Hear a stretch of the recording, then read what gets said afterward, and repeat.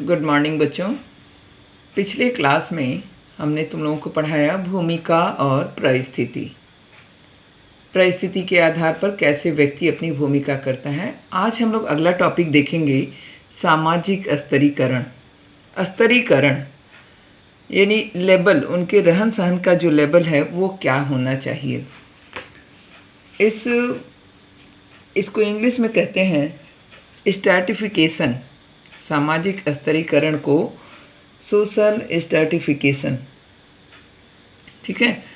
तो ये जैसे ही हम लोग विभिन्न स्तर शब्द कहते हैं, इसका मतलब कि कहीं ना कहीं लेवल से है। जैसे हम लोग अपने घर में जाने के लिए जब सीढ़ी पर चढ़ते हैं तो पहली सीढ़ी, दूसरी सीढ़ी, तीसरी सीढ़ी, फिर ऐसे करके आगे बढ़ते जाते हैं। यानी हमारा लेवल नीचे से ऊपर की ओर जाता रहता है। तो यह जो स्तर हुआ वह निम्न से उच्च की ओर हुआ, फिर उतरते हैं तो उच्च से निम्न की ओर होता है। तो इसी तरह से समाज में भी सामाजिक व्यवस्था के अंतर्गत उनके रहन सहन की प्रक्रिया के आधार पर, उनके धन संपत्ति के आधार पर समाज में बहुत सारे स्तर बने हुए हैं। इनको कहते हैं सामाजिक स्तरीकरण। एक टर्म इसमें आता है विभेदीकरण। यह प्रक्रिया जिसमें किसी सामाजिक व्यवस्था में व्यक्तियों का विभेदीकरण होता है, वह विभाजन की प्रक्रिया होती है, विभेदीकरण कहलाता है। वो विभाजन जो होता है, विभेदीकरण और सामाजिक स्तरीकरण को एक समझा जाता है, लेकिन वास्तव में है नहीं। क्योंकि विभेदीकरण जो होता है वह एक धरातल पे होता है। जैसे एक ही समाज में रहने वाले लोगों में काले और गोरे में भेद, लंबे और छोटे में भेद, लिंग में भेद, स्त्री और पुरुष में भेद, इस आधार पर जो विभाजन होता है वह विभेदीकरण होता है। लेकिन जब उसी विभेदीकरण को सामाजिक व्यवस्था में जोड़ दिया जाता है, सामाजिक व्यवस्था में उसकी गिनती की जाती है, तो वह स्तरीकरण हो जाता है, ठीक है। इसको परिभाषा के रूप में पार्सन्स ने कहा कि वह प्रक्रिया जिसमें किसी सामाजिक व्यवस्था में व्यक्तियों का ऊंच नीच के क्रम में विभाजन होता है। ऊंच नीच के क्रम में जो विभाजन होने की प्रक्रिया है वह स्तरीकरण कहलाती है। रेमंड मूरे ने भी यही बात कहा था कि समाज की उच्च और निम्न इकाइयों में किए जाने वाले विभाजन को स्तरीकरण कहते हैं। अर्थात समाज की सामाजिक व्यवस्था के विभिन्न स्तरों को सामाजिक स्तरीकरण कहते हैं। स्पष्ट है। सामाजिक व्यवस्था के जो अलग अलग स्तर होते हैं उनको सामाजिक स्तरीकरण कहते हैं। सोरोकिन ने कहा था कि जिस समाज में अगर स्तर नहीं है, सामाजिक स्तर नहीं है या स्तर विहीन व्यवस्था है, वह समाज नहीं होता है। इसका मतलब कि समाज में स्तरीकरण का होना आवश्यक है। इसकी विशेषताएं क्या होती हैं कि स्तरीकरण का विभिन्न स्तर और श्रेणियों में होता है विभाजन, निम्नता और उच्चता में होता है, संरचना में होता है। ये सारी विशेषताएं होती हैं जिनके अंतर्गत सामाजिक स्तरीकरण होता है। तो इसलिए इन विशेषताओं के आधार पर सोरोकिन के अनुसार सामाजिक स्तरीकरण की आवश्यकता होनी चाहिए। प्रत्येक समाज में सामाजिक स्तरीकरण की आवश्यकता होनी चाहिए। वो आवश्यकता क्या है?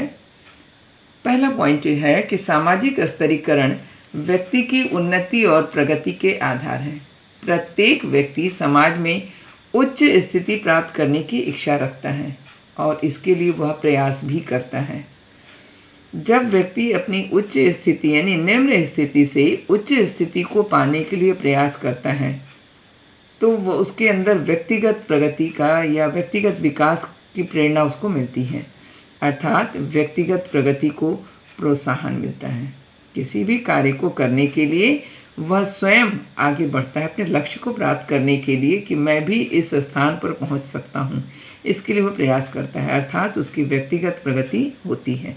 तो सामाजिक स्तरीकरण से व्यक्तिगत प्रगति होती है, ठीक है। व्यक्तियों की उन्नति से ही समाज की भी प्रगति होती है। यदि एक व्यक्ति अपनी उन्नति करता है, अपनी प्रगति करता है, तो इसी तरह से समाज के प्रत्येक व्यक्ति अगर प्रगतिशील हो जाए तो समाज की प्रगति होगी। एक समाज विकसित समाज तैयार होगा।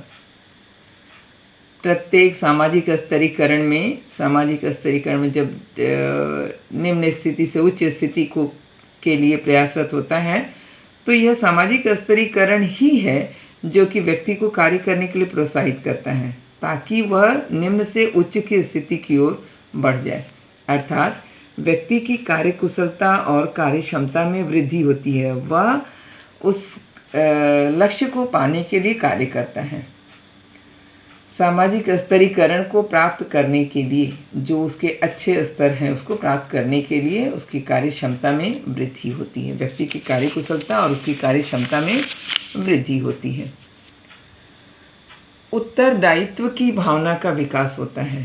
सामाजिक स्तरीकरण से उत्तरदायित्व की भावना का विकास होता है, अर्थात किसी कार्य को पूरा करने की जिम्मेवारी होती है, क्योंकि जब व्यक्ति उस कार्य को करने के लिए, उस लक्ष्य को प्राप्त करने के लिए आगे की ओर अग्रसर होता है, तो वह व्यक्ति परिश्रम और लगन से उस कार्य को पूर्ण करता है, जिससे सामाजिक संगठन का भी विकास होता है। यानी उत्तरदायित्व की भावना के साथ साथ उसके किए गए क्रियाकलापों के माध्यम से सामाजिक संगठन का विकास होता है। डेविस ने इसकी आवश्यकता को स्पष्ट करते हुए कहा कि सामाजिक असमानता मतलब स्तरीकरण या विषमता, सामाजिक विषमता या सामाजिक असमानता अचेतन रूप से विकसित एक विधि है। हमको लगता है कि सामाजिक स्तरीकरण है समाज में, लेकिन वास्तव में अगर देखा जाए तो यह स्तरीकरण नहीं रहेगा तो व्यक्ति के अंदर न तो योग्यता आएगी, न उसके अंदर कार्य करने की क्षमता आएगी, न उत्तरदायित्व की भावना आएगी। तो इन सब की पूर्ति के लिए सामाजिक स्तरीकरण अर्थात सामाजिक असमानता या विषमता का होना आवश्यक है। डेविस ने अपने इन वाक्यों के द्वारा कि सामाजिक असमानता अचेतन रूप से विकसित एक विधि है जिसके द्वारा समाज यह निश्चित करता है कि सबसे महत्वपूर्ण पद सबसे अधिक योग्य व्यक्तियों द्वारा ही भरे जाएंगे।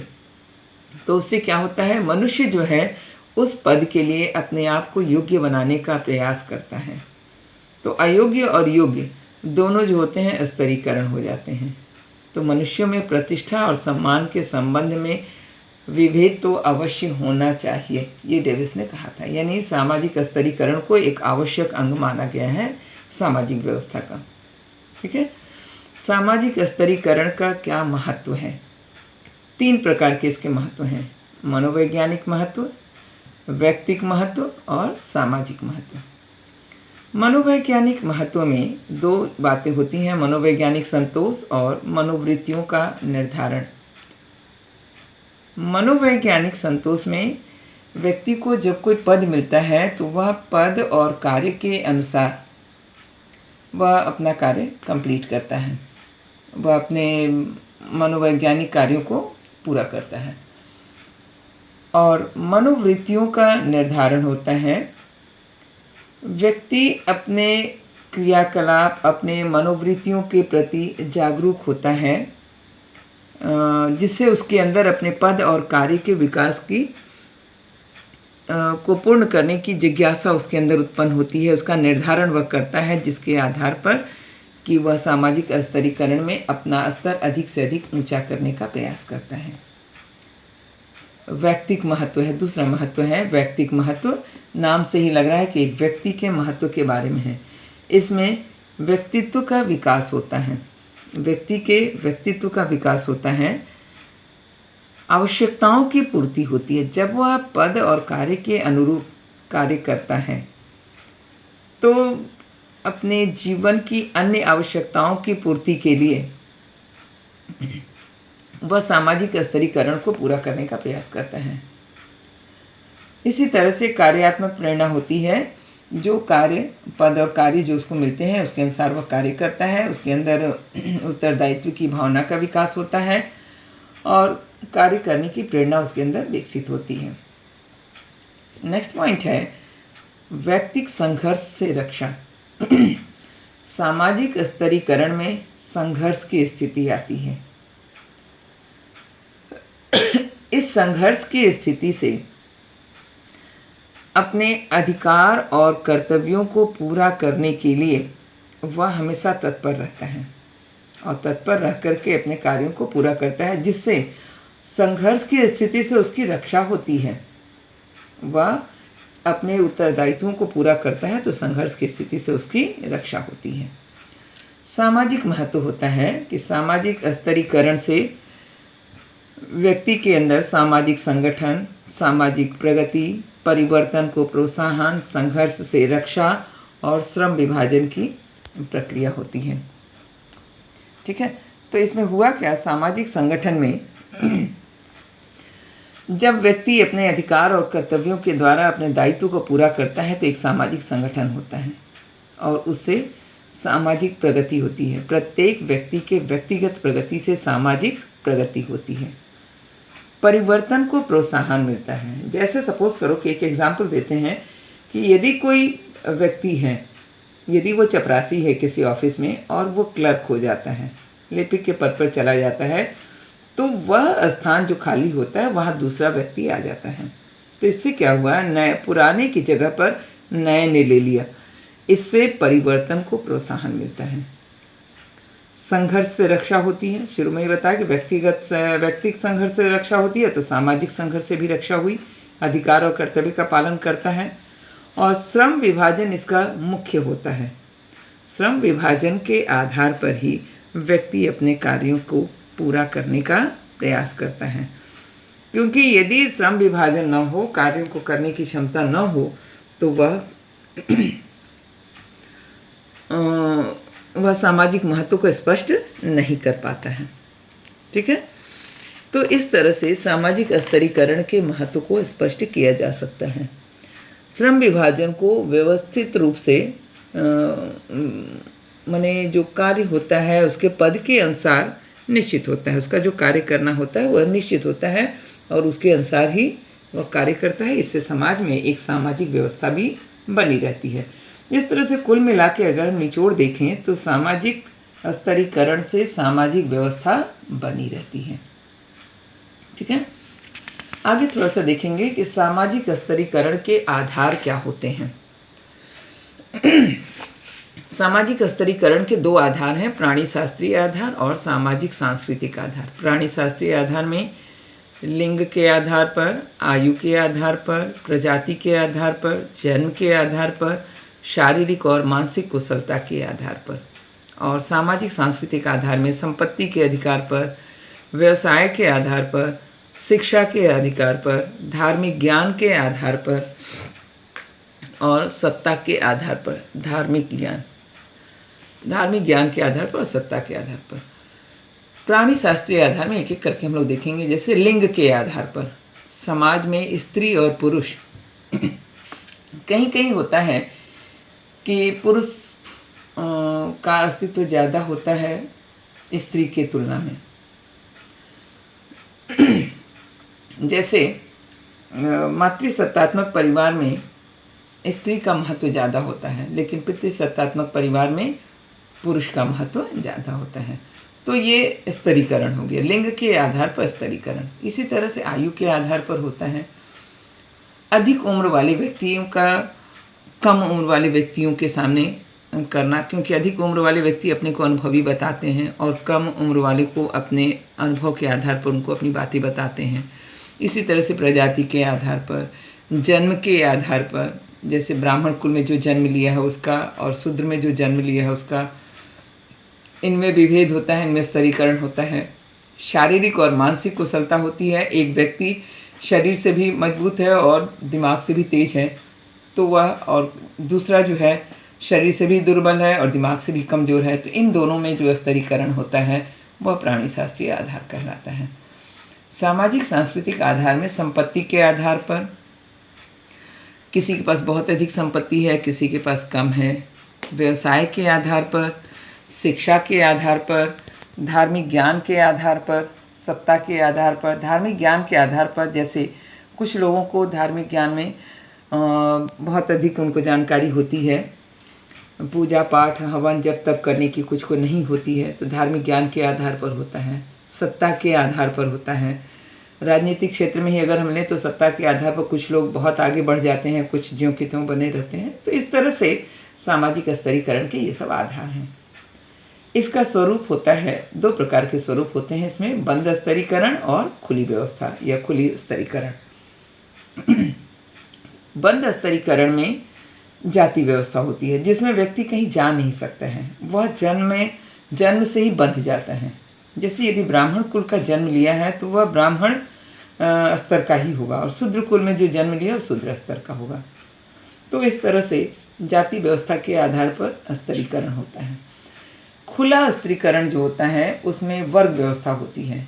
निम्न वर्ग का व्यक्ति उच्च वर्ग के व्यक्ति के साथ उच्च वर्ग बना सकता है अपना, वह अंदर से बाहर जा सकता है, बाहर से अंदर आ सकता है।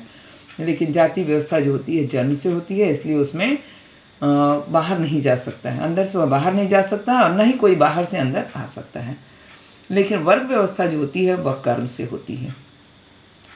सामाजिक स्तरीकरण के कुछ सिद्धांत हैं। उस सिद्धांत में जैसे संघर्ष का सिद्धांत है। संघर्ष के सिद्धांत में जैसे संघर्ष शब्द आता है तो कार्ल मार्क्स ने दिया था इस सिद्धांत को, तो कार्ल मार्क्स का नाम लेते ही दिमाग में आता है कि वर्ग संघर्ष। कार्ल मार्क्स ने दो चीज़ें दी थी, वर्ग संघर्ष। वर्ग में उन्होंने कहा था एक श्रमिक वर्ग होता है और एक पूंजीपति वर्ग होता है। इन दोनों के बीच में जो संघर्ष चलता रहता है ये सामाजिक स्तरीकरण है, दोनों का दो स्तर है। इसी तरह से प्रकार्यवादी सिद्धांत है जिसको किंग्सले डेविस व विल्बर्ट मूर ने दिया था। इनके आधार पर, प्रकार्यवादी सिद्धांत के आधार पर, कार्य क्षेत्र के आधार पर, कोई बहुत ऊंचे पोस्ट पर है, कोई निम्न पोस्ट पर है, तो वह पद के आधार पर उनका जो होता है प्रकार्यवादी सिद्धांत होता है। संपत्ति व संपत्ति विहीन सिद्धांत जो होता है वह मैक्स वेबर ने दिया था। ये लगभग कार्ल मार्क्स के सिद्धांत से ही मिलता जुलता है कि एक जो होता है बहुत अधिक संपत्ति वाला होता है और दूसरा जो होता है जिसके पास संपत्ति नहीं होती है। इन दोनों के बीच में जो स्तर होता है वह संपत्ति व संपत्ति विहीन सिद्धांत कहलाता है। चौथा है विलासी वर्ग का सिद्धांत, जिसको वेबलन का सिद्धांत भी कहते हैं। विलासी वर्ग के सिद्धांत में एक वर्ग जो होता है बहुत अधिक विलासी होता है, अर्थात धन संपत्ति युक्त होता है, वह नए नए प्रौद्योगिकी का विकास करता है और उसमें अपने संरक्षण में जिन निम्न वर्ग के सदस्यों को रखता है। तो विलासी वर्ग और निम्न वर्ग के सदस्यों के बीच में जो स्तरीकरण होता है वह विलासी वर्ग का सिद्धांत कहलाता है। इसको वेबलन ने दिया था।